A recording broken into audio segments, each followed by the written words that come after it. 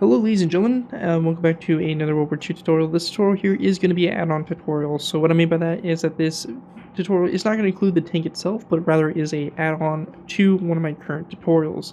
The tutorial I recommend using for this build is going to be the M4A1 Sherman, as that basically is the more accurate basis that this weapon system would be attached to. If you do want to use a different model of tank, this will theoretically work with any one of my Sherman tanks.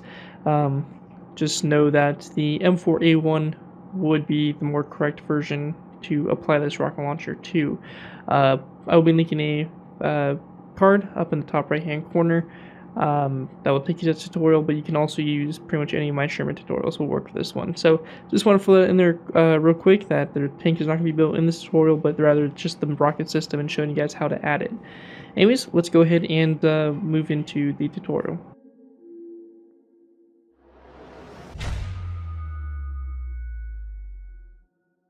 Hello ladies and gentlemen, before we begin you another Minecraft World War II vehicle tutorial. In this tutorial, we'll be going ahead and building the T40, or as it could also be called by the M17 Whizbang.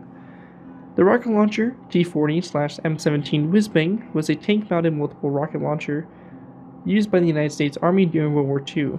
The launcher was placed atop the medium tank M4 and fired a barrage of 7.2-inch or 180mm T37HE or T21 chemical rockets from 20 launch tubes. It was developed and used in the late stages of World War II. It saw limited combat in 1944 through 1945. An experimental short variant of the T40 was also developed. So yeah, this weapon system here is pretty cool. Kind of reminiscent of the Calliope, which is clearly a little bit different, fires small rockets but a larger barrage. The Whizbang here is pretty cool. Again, it's all limited service, so if you're wanting to use this, I recommend putting it in a late war type scenario. And from reference pictures and what I was able to find research wise, it seems like it was pretty much put on M4 variant tanks or M4A1s.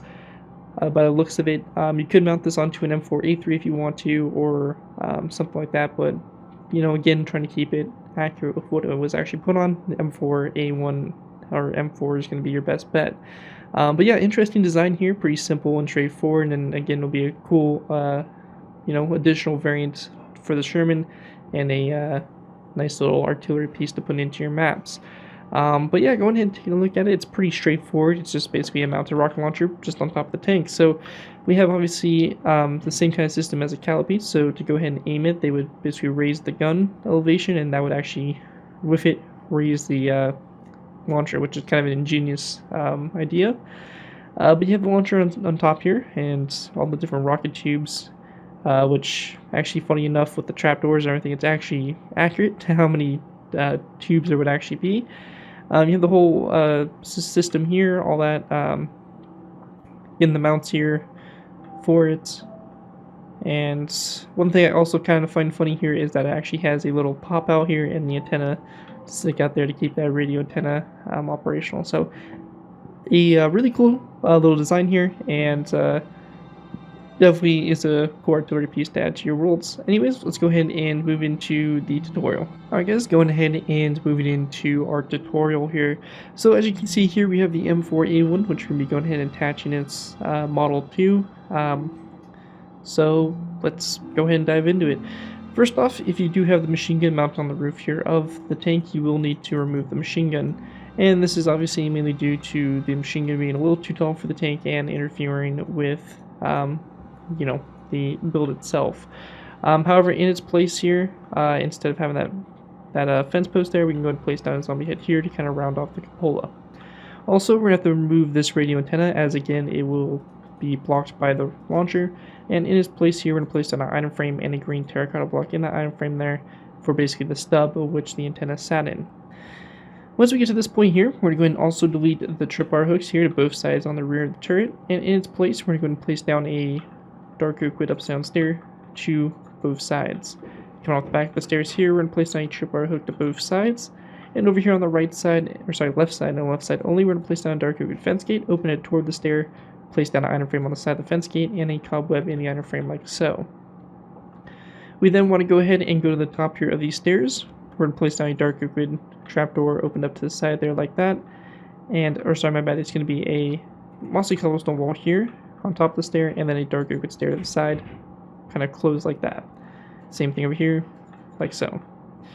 Once that's all complete, we're going to place down a row of 5 of green terracotta blocks across the top here, item frame with a green terracotta block in the item frame on both sides, and a dark liquid sign on the sides here of both rows.